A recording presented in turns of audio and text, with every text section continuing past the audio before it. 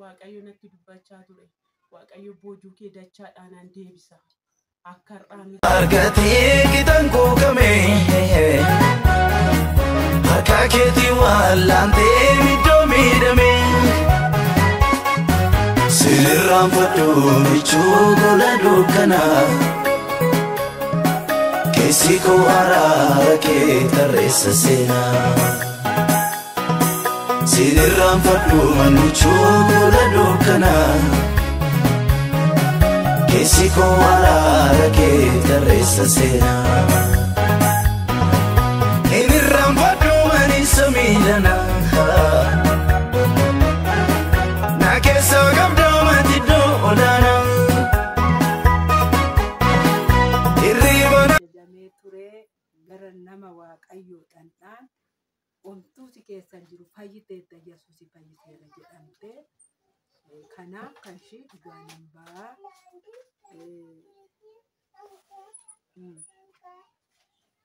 eebbifamaa waaqayyo sinaa eebbisu dhugaa baatii kan biraa yookiis immoo namoota akkasuma rakkina garaa garaa keessa jiraniif maal jettuun ergaa qaba? Ka ergaan qaba waaqayyo jabaadha, waaqayyo amanamaadha, waaqayyo fayyisaadha. Innama fayyisa Yesuusi, innamaaf ija baa akka jallootaa keessa, innama baasa du'a keessa waaqayyo innama oolcha.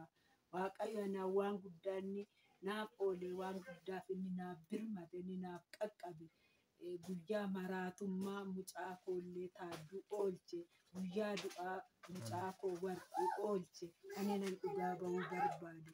Guyyaa du'aa Yesuus Kiristoos zinnaashin illee oolche. Kana baay'ee isaati kan hin dubbadhu kan inni naaf oole. Kanaaf kan hin dhugaa ba'u waaqayyo akkasumatti namoota hin oolcha. Namootaaf hin birmata, warra amanateef hin birmata, warra waameef waaqayyo oolchaadha. Waaqayyo gargaaraa keenya.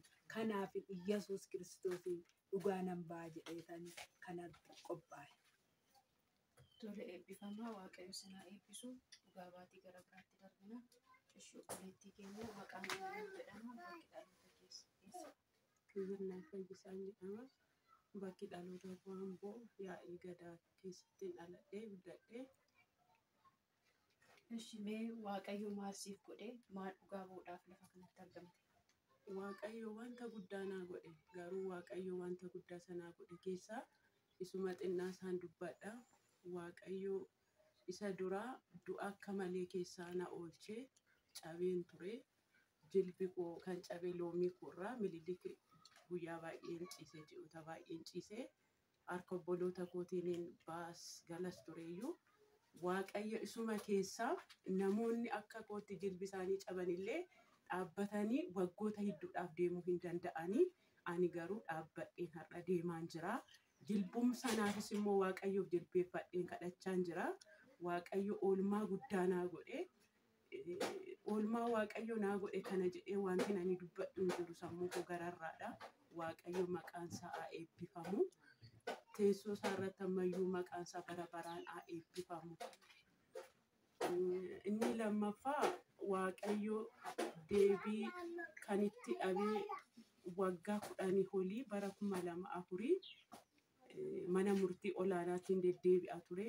Ijoolleen koo waa'ee abbaa isaanii dhaaltummaa abbaa isaanii gaafatu waggaa 10 hedduudha mana murtiitti kan hin deddeebi'e. Garuu waggaa 10 kana keessatti abdii kutannaan hin deddeebine. Waaqayyo waan na faana jiruuf guyyaa tokko waaqayyo harka kootti dabarsee kennadheen amanummaadhumaan deddeebi'aan ture. Waaqayyo gidduu sanattis na gargaaraa ture. Namni gazaba isaatiin nama gargaara, namni waan qabuun nama gargaara. Waaqayyo garuu gaarummaa isaatiin bichaan nama gargaara. Harka waaqayyo argeera. Waaqayyo waggaa baay'ee waggaa 10dha kan mana murtii olaanaatti deddeebi'e. Manni murtii naa murteessee akka dhaala abbaa isaanii ijoolleen fudhatan murteessee fi dhaala abbaa isaanii waggaa 10s fudhatanii harka kootti galeera.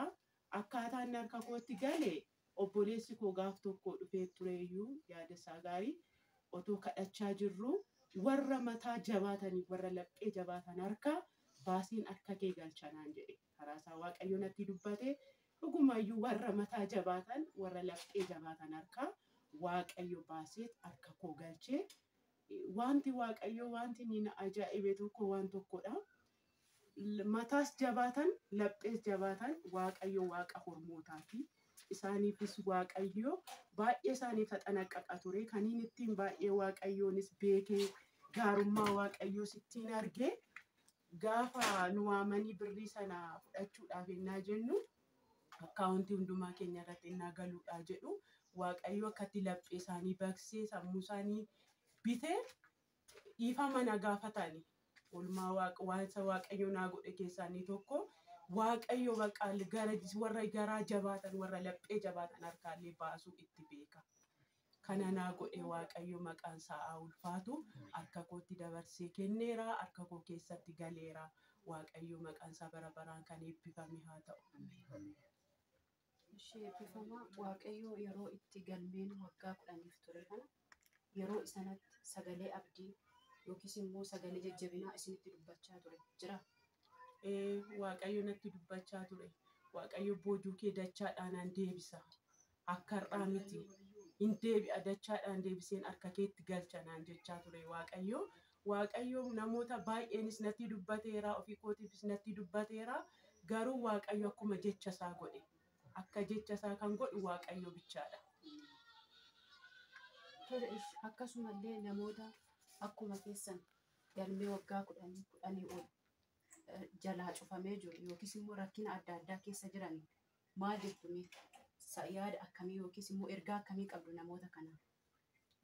Akkuma koo warri baay'ee rakkatanii mana murtiitti deddeebi'anii yookaan immoo yaada gargarii keessa jiraniif wanti nanii dhaamu tokko yoo jiraate waaqayyo qofadha kan danda'u. Waaqayyoon alatti homtuu hin danda'u. Waaqayyo qofa bichaadha kan gochuu danda'u. Waaqayyo bichaadha kan deebii namaa deebisuu danda'u. Waaqayyo bichaadha gaaffii namaatiifis kan deebii kennuu ariifatee kennuu danda'u isa bichaadha. Kanaaf namni waaqayyoon obsaan eeggatu inuma argata. Tole eebbifamaa yeroo itti mana murtiitti deddeebi'aa turtanitti yookiis immoo turtii waggaa 10 kana keessatti rakkoo akkamitti si mudachaa ture? Rakkoo guddaatu na mudate yeroo sanatti rakkoo gurguddaadha. Mana murtiitti ennaan deddeebi'ullee waaqayyo karoota daanyotaallee natti dubbachaa ture. Natti dubbata baqa waaqayyo innaa isaanii ani guyyaa tokko hidhamaniiru isaanii nan beekanii mana murtii dhaddacha jeeqaniitu hidhamanii waan 7 lamaatiif illee hidhamanii ba'anii gaafa isaan mana murtii sana hidhaman sana anatu deemee akka isaan bilisa ba'anii taasisee maaliifi ani deebii tokko mana murtii sanatti hin dubbanne waaqayyoon naa dubbataa ture jaa ta'eef kan koo waaqayyoota hojjeta jaa ta'eef ani isaanitti hin dubbanne darbanii jaanatti dubbataniif adabamanii 7 lamallee hidhamanii turanii waaqayyo wantoota gugurdaa naaf godhe kana jedhamee kan ibsamuu miti. Kan waaqayyo naaf godhe anaaf wanta gugurdaadha. Waaqayyo maqaan isaa bara baraan haa eebbifamu. Tole guddaa eebbifamaa marratti mee yaada qabda waan jettan? Waan jennu maaltu jirarree waaqayyotu amanamaadha, waaqayyotu guddaadha, waaqayyotu hundumaa keessatti argannaa dhugaa ba'umsa kanallee qaqqabne waan baay'eetu ture. Ishiinillee waggaa amma kanaa keessatti dadhabbii bu'aa bahii baay'ee keessa darbitee iddoo eebbaa kanatti baate. Isarratti iyyuu immoo diinni isaa iyyuu qaqqabu jedhee ishii cabsuuf iyyuu miti ajjeesuudhaaf guyyaa sana ajjeese lubbuu ishii dabarsuudhaaf karoorri isaa ture. Garuu waaqayyotu ishii qolate, garuu waaqayyotu ishii oolche. Kanaaf waaqayyo namoota har'ayyuu in oolcha, namoota har'ayyuu in dabarsa. Waaqayyo xoofoo salphina namoota kan duraayyuu in jigsa jedhee tan amana gara fuulduraattis Iyyasuus Kiristoos kan hundumaa nuu godhe gargaaraan keenya isa taanaanii humni keenya, beekumsi keenya, qabeenyi keenya, dandeettiin keenya hammamuu isa taanaan kan hundumaa bira geenye. Kanaaf maqaan isaa eebbifaman biraa waan ani isaan jedhu sin qabu, waan ani isaaf godhu sin qabu.